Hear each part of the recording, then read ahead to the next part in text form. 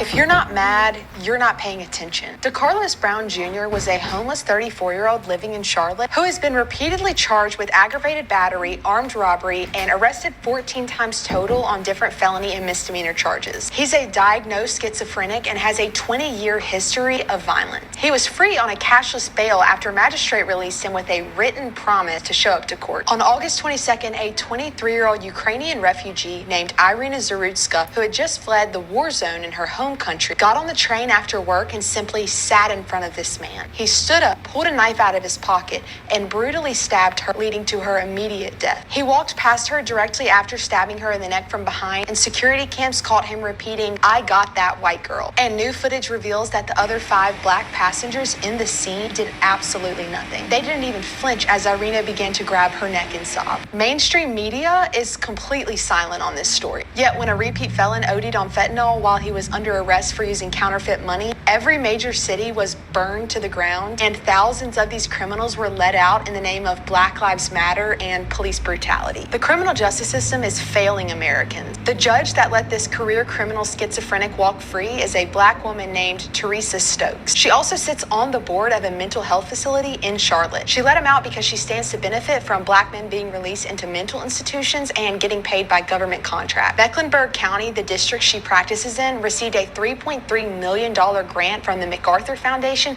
to reduce its jail population, specifically its black and Hispanic population. What these people call criminal justice reform is inherently anti-white, as the animals being released for rehabilitation instead of punishment are continuing to repeat their violent behavior on innocent Americans. We don't have a socioeconomic problem. We need to start recognizing patterns, because if we don't, we're going to continue to watch people suffer in the hands of criminal justice reform to solely benefit black people and ensure equality in the United States. It's every other day we see stuff like this happen. America is the third world. Iryna Zarutska didn't have a second chance, but DeCarlos Brown Jr. had 14. Every single judge and DA that has ever released him is complicit in Iryna's murder. They are enabling these criminals to continue their behavior by racist favoritism for people who look like them, and for the white judges, in fear of being called racist. We need to look at reality, stop apologizing, and girls, you need to be aware of your surroundings and literally carry a gun on you at all times.